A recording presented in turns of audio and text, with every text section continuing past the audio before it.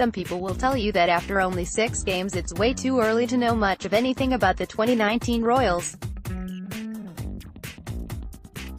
But in the 6 games they've played, they've pretty much shown me what I expected to see before the season started, so I'm going to entirely disregard that. Particularly after watching Wednesday's Game 1, think we've seen both the best and the worst of this team, and it should serve as a template of what to expect for most of this season. In the bottom of the 5th inning of that game, the Royals showed us how building the team for speed can work.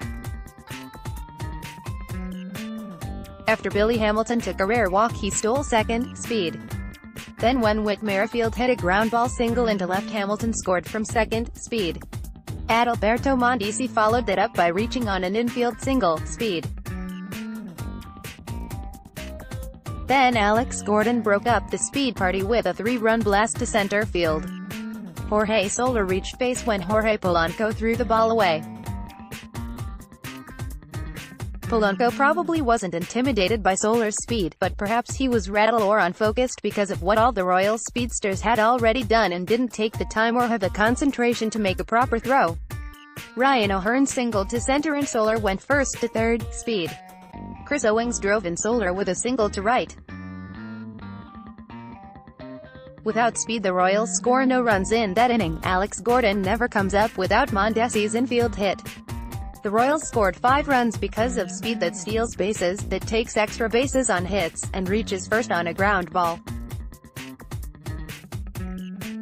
That's what speed can do for this team. They can wreak havoc on the opponent's defense. When the Royals' defense is working correctly, this is what it can look like.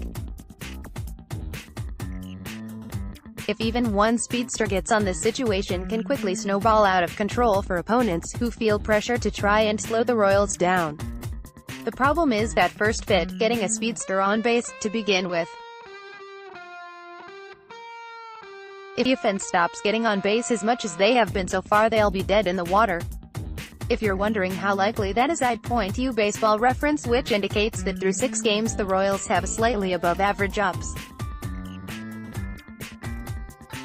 With guys like Owings, Martin Maldonado, Lucas Duda, and Billy Hamilton anchoring the bottom of the lineup, do you really expect that to last? There is more to the team than its position players, though Homer Bailey made his Royals debut and he pitched 5 innings allowing 3 runs while striking out 8. It wasn't a terrible performance, but neither was it great. It wasn't exactly a quality start, but it was good enough to keep the Royals in the game. That's more or less what his rotation mates gave the Royals last year, and they appear to be on pace to continue doing that. So they have what has been an average offense and an average rotation through 1 week. The bullpen, however, is an entirely separate issue. Did you know Windows doesn't even come with Minesweeper pre-installed anymore? And if you download it from their store, it includes ads now? How ridiculous is that? Anyway, if you're young enough to have no clue what Minesweeper is, it's a time-killing game that used to be included in every copy of Windows for free. It's a puzzle in which the user attempts to deduce where all of the mines are by clicking on a grid and hoping that what pops up is a number of adjacent squares that are mines instead of having a mine explode in their face. Baby Blues is dead on here. I'd actually go a step further and argue that the bullpen is like an entire game of Minesweeper on hard. Much like hard mode Minesweeper's massive board, the first time the Royals go to the bullpen it can seem like an insurmountable task because the Royals starters aren't going very deep into games. Also, like hard mode Minesweeper, Ned is very likely to have something blow up in his face the first time he points to what looks like a possible answer. And, like hard mode Minesweeper, even if you survive that first move, you have to make so many more before you get to the end that you're probably still going to blow yourself up before you can get there, no matter how hard you try. The Royals bullpen has not given up fewer than 2 runs in any game so far this season. We're only 6 games in. They could all turn into vintage Wade Davis before our very eyes and make me look silly for fretting.